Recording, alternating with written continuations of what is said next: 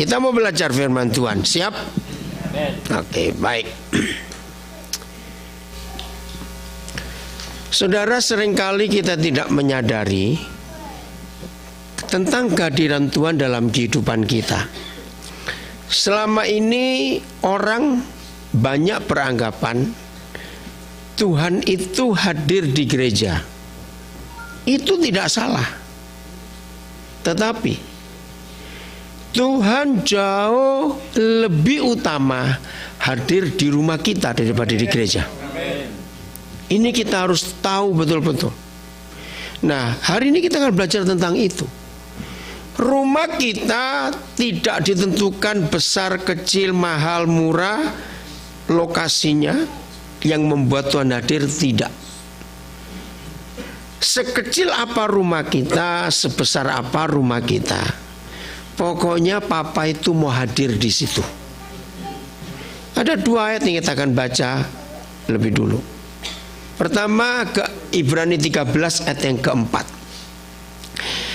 Tuhan berharap setelah kita mendengar firman ini, masing-masing kita pulang ke rumah, khususnya sudah menikah, melihat bagaimana suasana rumah kita.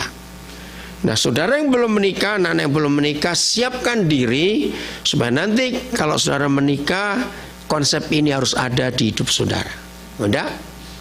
Hendaklah kamu semua. Berarti ada yang terlewatkan enggak? Tidak. Kamu semua. Enggak peduli yang Kristen, yang bukan Kristen, pokoknya orang. Ya, firman ini luar biasa. Alkitab itu enggak cuma untuk orang Kristen, setuju ya? Tapi untuk manusia. Hendaklah kamu semua. Jadi enggak peduli siapapun. Penuh hormat terhadap apa? Perkawinan. Dan janganlah kamu yang sudah menikah, suami istri, mencemarkan tempat tidur. Kalau saudara buka Alkitab bahasa Inggris, ada kata your marriage bed, tempat tidur pernikahanmu. Coba bisa ditunjukkan bahasa Inggrisnya. Jangan kamu. Give honor to marriage and remain faithful to one another in marriage. Oh, yang King James-nya nggak apa-apa. God will surely judge people who are immoral and those who commit adultery. Nah, ya ada kata tempat tidur. Oh ya itu. And the bed undefiled. Nah, ternyata satu-satunya pemerintahan di dunia ini, ya, saya ulangi, ternyata satu-satunya pemerintahan, the only government di dunia ini yang membuat sensus tempat tidur itu cuma pemerintahan surga. Amin. Kira-kira ada nggak negara yang buat sensus tempat tidur penduduknya? Pemerintah nganggur itu. Mengapa surga minta tempat tidur kita nggak boleh dikotori? Dalam terminologi perjanjian lama, kalau saudara masih ingat, berkali-kali Yahweh Tuhan Papa kita itu hadir, ya, di dalam banyak peristiwa. Nah, saya ingin tanya, siapa yang masih ingat? Kalau Papa itu hadir, dia pasti ngomong kalimat ini. Ayo, siapa masih ingat? Tempat ini apa? Tempat ini kudus. Itu tiap kali dia hadir, dia pasti pesan tempat ini kudus. Bahkan berkali-kali dia berkata juga, lepaskan sepatu. Tempat ini kudus. Nah, ayat itu banyak dipakai oleh beberapa gereja. Saya nggak tahu di Amerika ya, kalau di Indonesia ada berapa gereja, ada aturan mau naik ke mimbar gini lepas sepatu. Ada nggak gereja yang seperti itu? Pernah saya pikir ngapain? Bukan yang itu kudus. Nah, saya gabungkan Ibrani 13 ayat 4 ini dengan konsep perjanjian lama. Kalau tiap kali Yahweh Tuhan hadir, dia berkata tempat ini kudus. Berarti kalau dia pesan di perjanjian baru, tempat ini jangan dikotori, yaitu tempat tidur suami istri. Berarti dia ngapain? Tuhan tuh ngapain di tempat tidur kita ini loh? Iya, dia present, hadir. Nah saudara, ini yang luar biasa.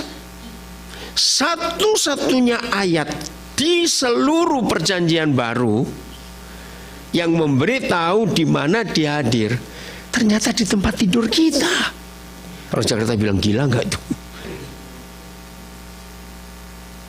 Jadi tidak ada tempat lain di dunia ini setelah Tuhan Yesus naik ke surga, tempat kehadiran dia, kecuali tempat tidurnya suami istri. Ini nggak main-main. Saya tahu ada beberapa di antara kita, maafkan saya kalau saya ngomong ini, yang rumah tangganya sedang nggak tahu lah seperti apa. Oke, Tuhan mengampuni kita, itu masa lalu kita. Tapi tolong, kalau kita sudah gagal sekarang, minta Tuhan supaya anak-anak kita nggak gagal dalam pernikahan. Pentingnya, itu mungkin dulu salah kita. Waktu dulu kita masih muda, nggak ada yang ngajari kita kebenaran ini, sehingga kita seenaknya saja. Lagi sekali itu masa lalu, ya sudah. Tapi anak-anak kita minta Tuhan, setuju ya? Jangan sampai mereka gagal. Nah, ini yang luar biasa. Jadi Tuhan itu hadir bukan di gereja dulu. Bahkan tidak ada ayat yang menuliskan kuduskan gedung gereja, nggak ada. Bahkan saya marah kalau ada rekan-rekan saya pendeta berkata, nggak boleh makan dalam gereja. Ada tuh gereja seperti itu?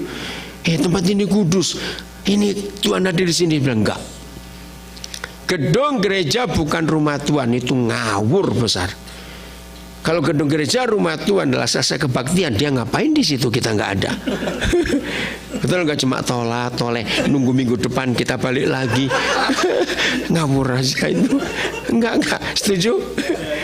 Bahkan maaf ini, semua agama di dunia ini kecuali kekristenan, ya, semua agama di dunia Tuhan mereka pasti dibuatkan rumah-rumahan oleh umatnya. Ngerti nggak maksudnya? Ya tuh, bahkan ada rumahnya jauh sekali, tiap tahun harus ke sana. Untung yang punya tempat itu negaranya dapat divisa terus. Ya nggak ngerti, nggak apa-apa sudah. Oke. Satu-satunya agama yang Tuhannya tidak pernah minta dibuatkan rumah-rumahan hanya kekristenan. Sebab Papa kita berkata, tidak tahukah kamu bahwa tubuhmu ini rumah Tuhan? Berarti kemana saja kita pergi Tuhan ikut enggak? Bahkan kalau kita bicara Immanuel, luar biasa. Semua agama di dunia, maaf ya saya harus berkata minta maaf, semua agama di dunia itu Tuhannya mengajar. Kalau umatnya lagi sembahyang, maaf, terus kentut, itu batal, harus ulang dari depan lagi. Ada yang pernah berasal dari agama lain? Nah, tapi Tuhan kita tidak loh. Kok nggak ada yang ngamen? Masa kentut batal? Enggak, lanjut aja. Bahkan maaf, yang namanya Immanuel, saya tanya ya, jangan tersinggung. Kalau kita lagi isi bertaktas,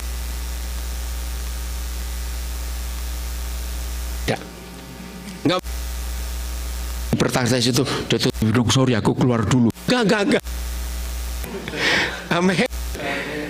Artinya di mana kita ada, di situ dia ada, karena rumahnya itu adalah kita. Nah, tempat dia hadir lagi sekali adalah tempat tidur. Pastor Aldo baru punya anak, jadi belum bisa. Nanti kalau Eden sudah besar, ya pasti akan tahu. Yang sudah punya anak ngerti juga.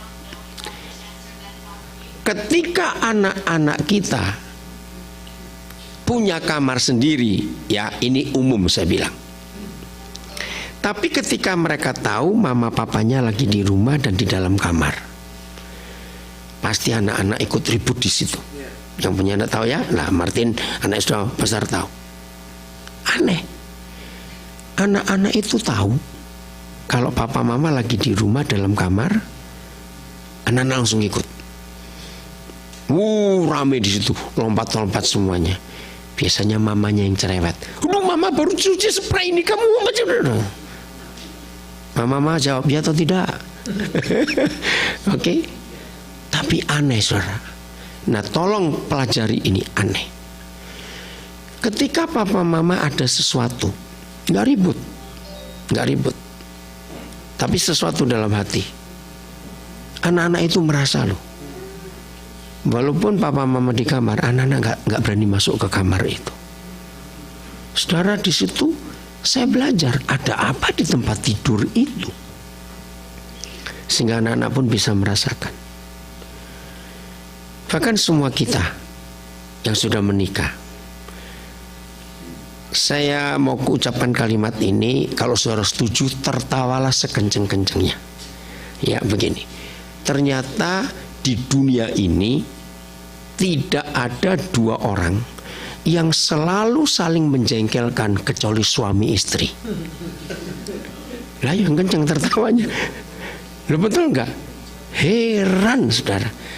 Kita sudah menikah ini tiap hari itu bisa saling menjengkelkan. Ayo ngaku. Loh, betul enggak? Ada saja. Betul tidak? Ada saja. Gara-gara sisir, gara-gara sandal, gara-gara sendok, gara-gara apa? Betul? Maka itu yang belum menikah, dengar. Menikah itu susahnya luar biasa. Pesta nikah gampang, nggak punya duit ngutang. Bisa. Terus bayarnya ngarepin kadonya toh. Maaf. Loh, betul loh. Banyak orang ngitung-ngitung gitu. Saudara, maka itu karena kita suami istri adalah dua orang yang selalu saling menjengkelkan. Tuhan minta kuduskan tempat tidur itu. Ayo semua kita tahu kita sudah menikah. Kalau kita lagi saling jengkel dan rumah kita kecil, kamar pas-pasan, gimana ini tidur berdua ini? Lagi jengkelkan ini. Betul? Ternyata tempat tidur itu jadi musuh kita. Yang satu pura-pura tidur dulu, padahal belum tidur. Kenapa? Malas diajak ngomong. Betul? Satu ngadep utara, satu ngadep selatan, cuma ketemu pantatnya gitu aja.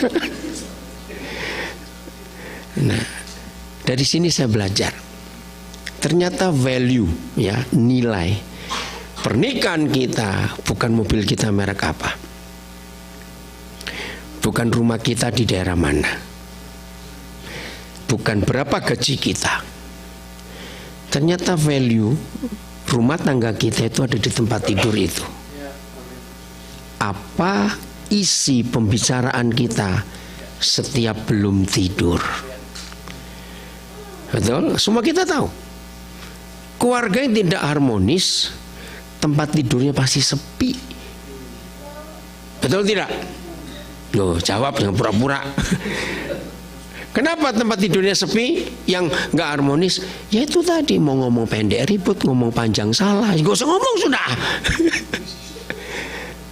Nah, maka itu hati-hati komunikasi kita dalam pernikahan.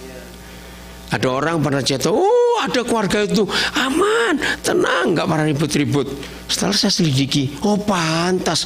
Habis ngomongnya pendek-pendek, mungkin nggak tahu di situ. Iya.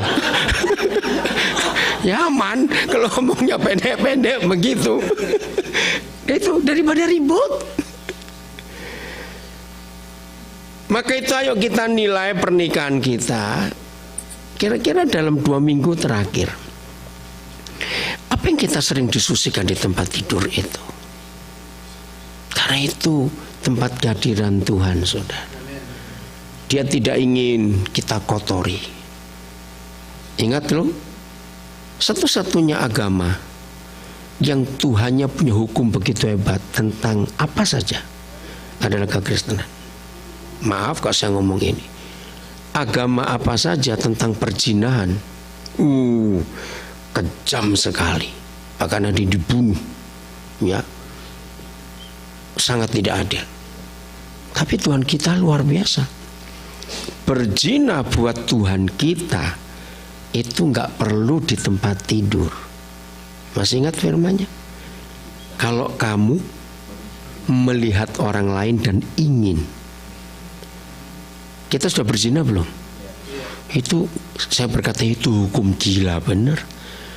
Meluk tidak, Noel tidak, nyium juga tidak, cuma ngelihat.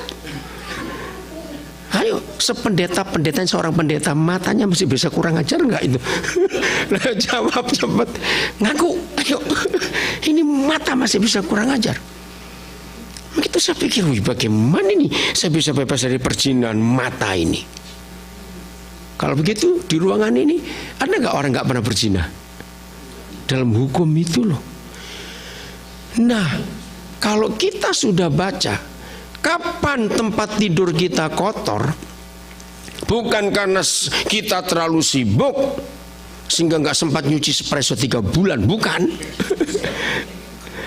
Ternyata kotornya tempat tidur kita kalau ada persundalan perzinahan. Maaf, begitu kita jengkel, belum tidak suka loh, baru jengkel dengan pasangan kita, 99% pikiran dengan melihat ke orang lain. Ya ini jengkelkan terus. Loh betul tidak saudara? Loh ya atau tidak? Jawab. Betul, dan itu berbahaya sekali. Jadi begini, tanpa kita sadari, keluarga-keluarga Kristen itu berternak setan. Loh betul tidak? Tahu kata berternak setan? Melihara setan, melihara setan. Ngeri sekali. Dan setan itu kalau beranak lebih cepat dari nyamuk loh, bukan cuma dari kelinci. Jengkel saja dengan pasangan kita, itu sudah merusak hubungan. Nggak ada keharmonisan lagi. Maka itu awas yang suka ngomong gini, kalau nggak demi anak-anak ini, awas. Ngerti nggak kelanjutannya? Awas semua. Kalau nggak demi anak-anak, jangan keluar kata-kata itu, saudara. Berarti kita sudah cerai. Ngeri sekali. Jadi kehadiran Tuhan itu ada di tempat tidur kita. Ini secara psikologis. Suami istri yang nggak pernah beres di tempat tidurnya, besok pagi bangunnya mukanya kayak apa? Lebih jelek dari kodok, tahu nggak? Cemberutnya itu. Kalau punya anjing pun mikir ngapain dia ini. Nah, kalau kita suami istri nggak beres di tempat tidur, pagi-pagi bangun seperti itu, kita pergi kerja bawa suasana apa itu? Ayo bawa suasana apa? Kesal. Lalu teman-teman kita nggak tahu apa-apa, kita damprat juga loh. Ada apa ini? Pelampiasannya ke situ. Pelampiasan pertama di rumah anak-anak. Pagi-pagi bangun mereka masih main, cari ribut. Loh, pasti anak-anak bilang, mimpi apa ini? Maaf saya ngomongin, kasihan mereka. Nah sepanjang hari itu miserable betul, kacau semuanya. Nah mau nggak mau kita harus pulang ke rumah, bukan? Nah yang bisa menghindar ya nggak pulang, gitu aja sudah. Betul? Berarti setan kita pelihara. Maka itu rumah tangga itu penting sekali karena dia hadir di situ. Terus gimana caranya? Gampang sekali. Saya percaya tidak ada seorang pun di antara kita mau disalahi dan disalahkan. Ngerti kalimat ini? Ayo, benarnya bisa disalahi dan disalahkan. Bahasa Inggrisnya apa disalahi? Blame, oh ya. Oh, disalahkan apa? Disalahkan itu blame. To be blame, iya. Betul tidak? Kita nggak mau disalahi, kita pun nggak mau disalahkan. Nah, akibatnya apa? Nuntut yang di sebelah. Betul tidak? Nah, ini jahat. Begini suami istri, sebelum kita menuntut orang yang di samping kita ini tidak boleh salah. Dengar ya, sebelum kita menuntut orang yang di samping kita itu nggak boleh salah. Berani nggak nuntut diri sendiri dulu untuk tidak boleh salah dan tidak bisa salah? Jawab, berani tidak? Ayo jawab cepat. Nah, kalau kita sendiri tidak bisa dan tidak berani nuntut diri sendiri untuk tidak boleh salah, ya sudah, jangan nuntut yang di sebelah ini untuk tidak boleh salah. Kok nggak ada yang amin sini orang-orang ini? Amin. Percaya nggak kalau hukum ini kita pakai, rumah tangga kita surga di dunia betul-betul? Betul? Karena kita nggak menuntut. Saya punya istilah ini. Gitu. Jadi kalau ada orang sadar dia bisa salah kapanpun juga, tapi dia menuntut yang di sampingnya untuk tidak boleh salah. Pilih 3 kalimat ini, 3 kata ini: penjahat, ya, bajingan, dan biadab. Saya nggak tahu bahasa Inggrisnya apa itu. Benarnya, yang lama di Amerika ini harus tahu. Ngerti nggak? Dengar baik-baik ya. Kalau diri kita sadar bahwa kita itu nggak bisa, nggak salah, ya atau tidak? Jawab. Misalnya pagi-pagi kita bangun, terus doa gini, Tuhan tolong saya, Tuhan tolong betul, supaya hari ini saya nggak bersalah, Tuhan. Mulut saya, Tuhan, telinga saya supaya nggak salah dengar, mata saya nggak salah lihat, tolong saya. Dengan doa yang serius. Saya tanya, apakah Tuhan jawab doa orang itu sehingga sehari itu dia kayak malaikat nggak salah? Malah kebalikannya. Nah gini, jadi kalau diri kita sadar bahwa kita itu nggak bisa, nggak salah, namanya manusia ini, lalu kita menuntut yang di samping kita nggak boleh salah. Dengar, pilihkan 3 kata yang tepat: penjahat, bajingan, atau biadab. Yang mana cepetan? Biadab, enak aja. Biadab, bukan bajingan lagi. Nah, saya itu coba cari apa ya definisi biadab, apa itu ya? Lebih dari bastard, tahu nggak itu? Lebih dari inhuman ya. Oke. Ayo, siapa tahu definisi biadab? Saya tahu, saya cari betul-betul. Apa itu biadab? Oke, bajingan tingkat tinggi. Nah, Inggrisnya apa saya nggak tahu, benarnya. Apa itu biadab?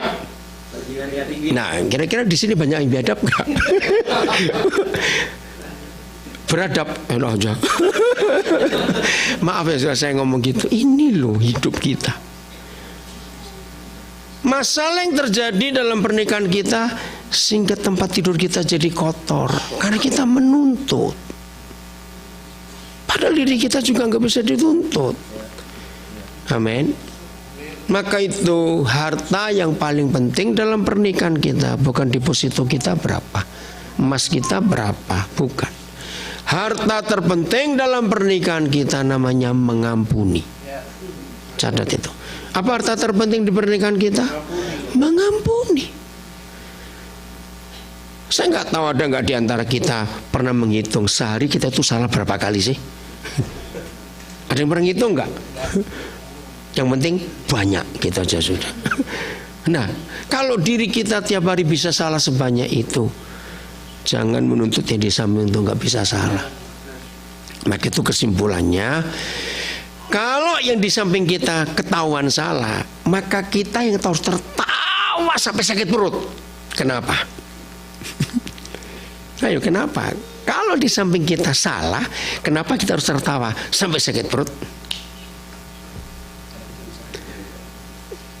sama gitu loh. Kosan. Lo kok, lo betul nggak? Ya sama. Begitu kita tahu salah, sama ya, tertawalah. Kok nggak amin? Jadi aman rumah tangga itu, sama-sama salah ya sudah. Ayo makan yuk, makan. Amin. Maka itu pengampunan itu luar biasa. Jadi satu-satunya tempat kehadiran Tuhan di dunia bukan di mimbar gereja, bukan di bukit doa, tapi di tempat tidur kita. Matius 18 ayat 19, cepat ya, cepat. Matius 18 ayat 19. Ya. Penting sekali, ini tempat yang kedua, ayat yang kedua menunjukkan bagaimana Tuhan itu luar biasa. Dan lagi aku berkata kepadamu, jika dua orang daripadamu di dunia ini sepakat, ini kata yang luar biasa, sepakat, meminta apapun juga. Berarti ada batasnya enggak? Enggak ada. Minta apapun juga, permintaan mereka itu akan dikabulkan oleh Bapa yang di surga. Saudara, Roh Kudus pertama kali ngajar saya ayat ini, saya langsung protes, nggak mungkin. Loh, betul nggak? Ayo, sekaya-kayanya papa kita minta apa saja dikasih? Nggak mungkin. Tapi kenapa ada janji seperti ini? Minta apapun juga, permintaan mereka akan dikabulkan oleh Bapa yang di surga. Saya bilang, Papa, nggak mungkin. Saya pun kalau misalnya kaya raya dan saya punya anak, nggak mungkin saya turutin semua. Anak minta pistol, apapun juga loh, apapun juga minta pistol, masa dikasih? Ya pistol-pistolan boleh lah. Terus Papa jawab, Daniel, kamu baca dengan teliti. Enggak semua orang. Oh iya, 2 orang. Ternyata enggak asal 2 orang. 2 orang yang sepakat. Nah, kalau saudara pernah tahu dalam konsep perjanjian dalam bahasa Inggrisnya covenant, betul ya? Ternyata 2 orang di dunia yang buat covenant, yang buat kesepakatan itu cuma suami istri. Maka itu waktu kita menikah ada janji. Jadi kata I do itu enggak ringan, enggak murah. I do itu artinya dalam sekali. Kesepakatan itu. Wih, hebat sekali. Nah, kalau kita baca ayat ini, seharusnya dalam pernikahan ada nggak masalah yang nggak pernah selesai? Ayo, kalau kita baca ayat ini, tidak ada. Karena minta apapun juga. Jadi Papa memberi janji hanya untuk keluarga, untuk suami istri. Minta apapun seputaran keluarganya akan dikabulkan permintaannya. Wih, saya kaget sekali. Berarti kalau semua pernikahan menghidupi Matius 18 ayat 19, setan punya ruang gerak enggak di dunia ini? Enggak ada lagi. Minggir semua. Maka itu saya menemukan ini. Rumah kita, yaitu pernikahan kita, keluarga kita, itu bisa menciptakan 2 hal yang sangat bertolak belakang. Kita ciptakan surga atau neraka, kita pelihara setan atau pelihara perdamaian. Itu di tempat yang sama. Betul tidak, saudara? Dan siapa yang menciptakannya? Kita berdua, suami istri ini. Apapun yang terjadi, baik maupun buruk, kita ternak setan atau kita pelihara perdamaian, ya, korban pertama pasti anak-anak. Catat itu, korban pertama pasti anak-anak. Yang belum punya anak, pikirkan, dunia anak-anak itu dunia main, betul nggak? Anak-anak nggak punya dunia lain, pokoknya main. Bangun tidur main, habis makan main, pulang sekolah main, di sekolah main, semuanya main. Maka itu biadab kalau orang tua membawa anak-anaknya masuk ke dunianya. Itu biadab betul. Maka itu kenapa tiap kali papa mama bertengkar, anak-anak pasti nangis. Betul? Karena mereka nggak suka. Ngeri sekali. Ini yang kita harus terima. Saya barusan tadi ini terima berita, masih pagi di Jakarta pagi, saya mau bacakan. Aduh, mana ini, tunggu ya. Maka itu saudara, ayo dalam hidup kita sebagai anak-anak Tuhan. Oh, bukan di sini, maaf.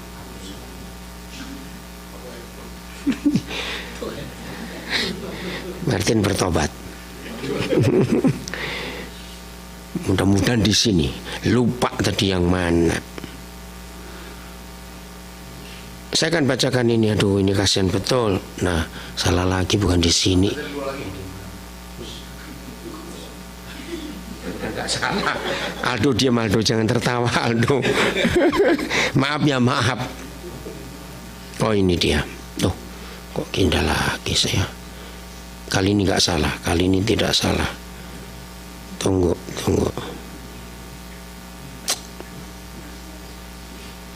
Baru ada kok.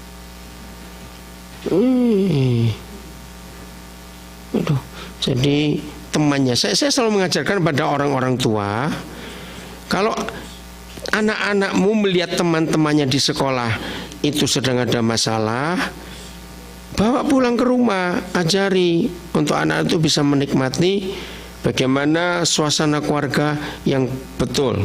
Amin. Itu yang selalu saya ajarkan kepada Tuhan Yesus, tolong saya di mana tadi ini? Nggak ada yang di sini. Wah,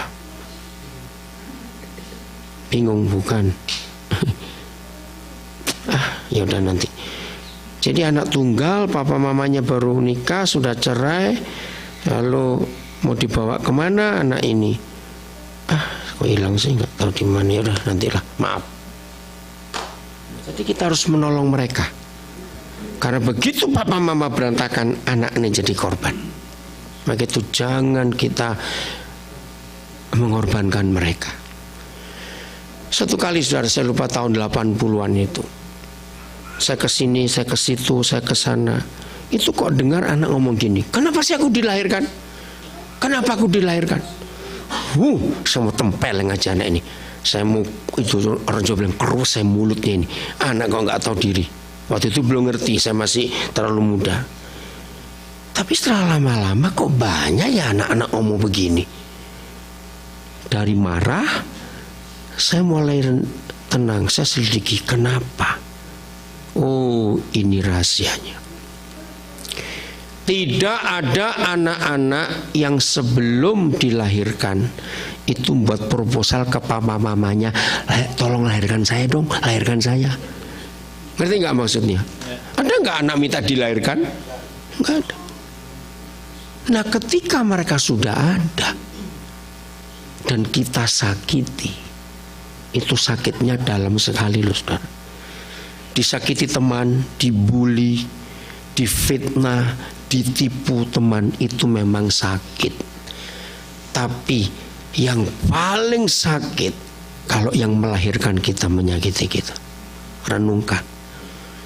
Sejak saya ngerti itu, saya nggak bisa marah pada anak-anak yang berkata, kenapa aku harus dilahirkan? Karena mereka disakiti. Maka itu papa mama, jangan kita egois. Betul? Lo ngerti nggak maksudnya? Apa itu egois? Ya kita marah-marah terus pada pasangan kita. Apalagi kalau sampai kita muncul gini, kamu tahu nggak? Gara-gara kamu ini papa mama jadi menderita. Itu kata-kata paling kurang ajar saudara. Setuju saya ngomong ini? Jangan keluar kalimat itu untuk anak-anak kita. Itu menyakiti. Karena mereka berkata, kan bukan aku yang minta dilahirkan. Maka Ayo kita serius untuk hidup ini, untuk tidak menyakiti mereka. Maka itu sepakatlah suami istri. Yang membuat kita tidak sepakat, jengkel. Gimana tadi barusan? Ya, karena itu penting berita ini. Nggak tahu yang mana. Tunggu dulu. Ya, jadi itu menyakitkan sekali kalau kita tidak sungguh-sungguh bertobat, saudara, karena anak-anak itu tidak pernah ingin dilahirkan. Amin. Harus. Oke. Nah, jengkel, ketika suami istri merasa jengkel, Tuhan berkati, kenceng betul sama. Oh, kaget kok. Ya. Ketika suami istri merasa saling menjengkelkan, saudara, ingat baik-baik. Jangan kita saling menyakiti, karena anak-anak kita pun akan sakit. Amin. Nah, jadi gini saya sarankan. Tapi pertengkaran dalam pernikahan kita itu nggak bisa dihindari. Katakan amin. Ya, saya ulangi, pertengkaran di pernikahan kita nggak bisa dihindari. Tuhan pun tidak pernah menjamin rumah tangga kita aman. Nah, tolong yang masih punya konsep ingin menikah dengan orang yang cocok, Alkitab berkata menikahlah dengan mayat. Serius. Maka itu yang sudah pacaran 18 kali putus terus, saya sarankan jangan cari yang ke-19, goblok. Maafin, karena gak ada yang cocok. Betul?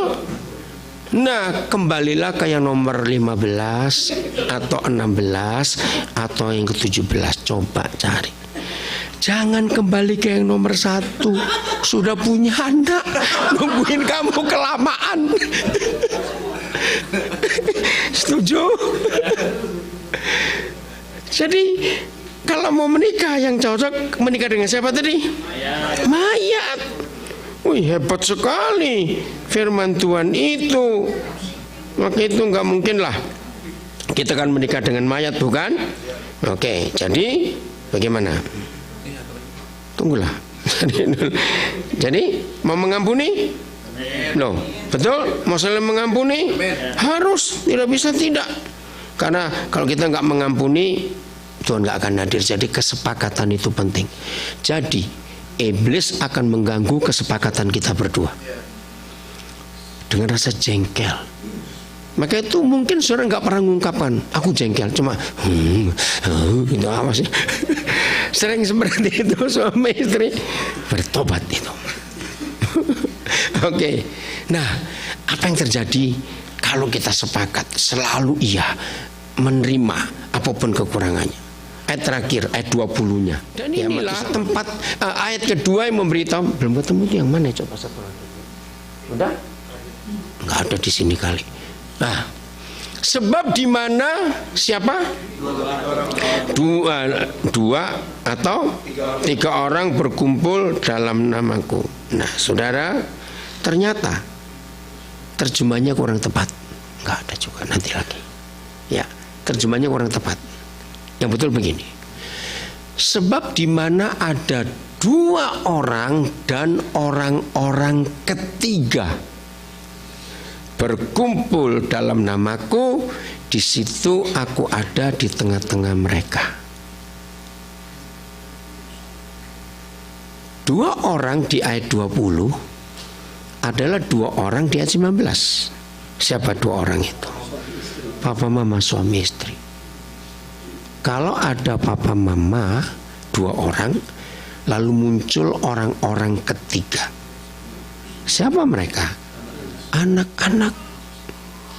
Papa mama, anak-anak kumpul dalam nama Tuhan Yesus. Siapa yang hadir? Tuhan Yesus. Ayo, kalau kita lagi jengkel, bisa nggak doa? Nah, nggak bisa. Maka itu untuk membuat kita satu keluarga nggak bisa kumpul, dibuat jengkel oleh iblis. Ingat tuh, cuma ada satu di antara dua. Kalau kita nggak bisa kumpul, berarti Tuhan tidak hadir. Ingat, di dunia hanya ada dua kekuatan. Siapa dengan siapa? Tuhan dengan iblis. Nah, kalau bukan Tuhan yang hadir di tengah-tengah kita, siapa yang hadir? Iblis. Kira-kira sepengetahuan saudara setelah kita baca ayat ini, lebih banyak keluarga pelihara setan atau pelihara perdamaian? Nah, rumah kita gimana? Awas ya. Apalagi sampai setan-setan kamu kasih kamar ber-AC, awas. Banyak itu. Karena dipelihara baik-baik. Ngeri. Lagi sekali korbannya pasti anak-anak.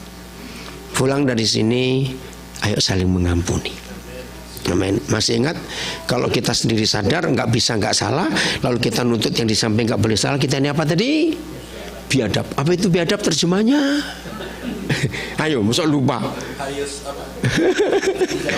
Bajingan tingkat tinggi, jangan lupa itu. Oke, jadi suami istri jangan pernah bertengkar di depan anak-anak.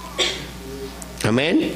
Karena anak-anak nggak boleh kita tarik ke dunia kita, mereka menderita. Ya tapi gimana kalau lagi ribut? Nah, ada 3 tempat untuk kita pilih salah satu. Pertama, pokoknya kalau bertengkar jangan dengar anak-anak. Tempat pertama, pilihlah kuburan. Karena penghuninya nggak dengar waktu kita ribut. Setuju? Berteriak-teriaklah di situ, nggak akan bangun yang di situ. Tempat kedua, pilihlah lapangan yang gede lapangannya, sehingga teriak pun nggak dengar. Tempat ketiga, pilih pantai, kenceng-kencengan dengan suara ombak, benar lebih kenceng nanti. Oh, betapa indahnya kalau ada perdamaian dalam hidup kita. Amin. Tuhan memberkati kita semuanya biar surga turun ke dunia.